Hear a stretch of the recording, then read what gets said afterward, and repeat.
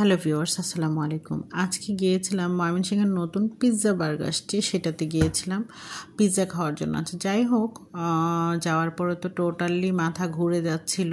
এত রাশ ছিল, এত ভিড়, মানে হচ্ছে যে কোনো সিট খালি ছিল না যে বসবো, আর সবাই এত বিজি ছিল যে কি বলবো, আসলে টোটালি সারপ্রাইজড। ওখানে গিয়ে আমি ভেবেছিলাম হয়তো বা এত ভিড় হবে না, নতুন নতুন আসছে তো কয়েকদিন গেলে হয়তো বা একটু ভিড় হবে, বাট যাওয়ার পরে তো টোটালি মাথা ঘুরে যাচ্ছিল। আসলে এত ভিড় ছিল আর ডেকোরেশনটা এত সুন্দর ছিল। এই কয়েকদিন ধরে শুধু ওই ময়মনসিং ফুডিজে দেখছিলাম, বাট হচ্ছে যে ভিতরে এত সুন্দর হবে এটা বুঝতে পারিনি। যাই হোক, অনেক সুন্দর হয়েছে ডেকোরেশনটা। এরপর হচ্ছে ওদের সিস্টেমটাও ভালো ছিল, সব কিছু মিলিয়ে অনেক ভালো। তো এই যে একটা ডেকোরেশন ছিল এখানে হ্যাভেন টাইপের, যে মনে হচ্ছিল এখানে কেউ জান্নাতে যাচ্ছে এদিক দিয়ে হেঁটে হেঁটে। তো খুব সুন্দর একটা ডেকোরেশন, আর টোটালি ওভারঅল মানে ভালোই লেগেছে। আর একটু ঘুরে ঘুরে দেখছিলাম কীরকম ডেকোরেশনটা হয়েছে। আর হচ্ছিল যে মানুষের খাওয়া দেখছিলাম, বিশেষ করে দেখে তো আরও বেশি ক্ষুধা লেগে গিয়েছিল। যাই হোক, অবশেষে একটা সিট পেয়েছিলাম, এইদিকে বসলাম, একটু বসে ভিডিও করছিলাম। আর হচ্ছে যে অর্ডার দিয়ে আসছি আর মাঝখানে।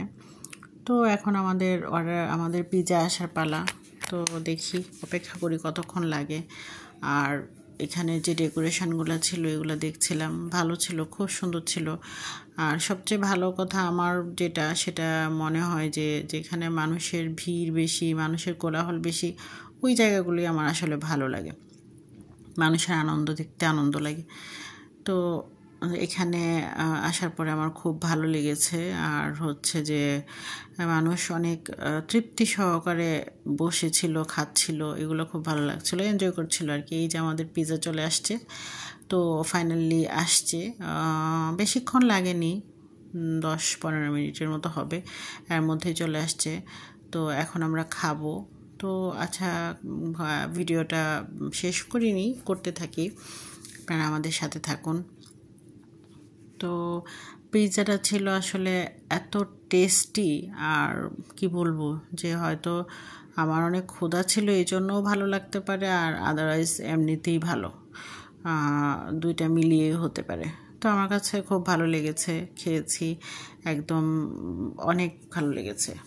আর হচ্ছে যে এরপর খাওয়া শেষ করে আমরা চলে আসলাম, নেমে যাচ্ছিলাম, মনে হচ্ছিল যে আবার কবে আসবো।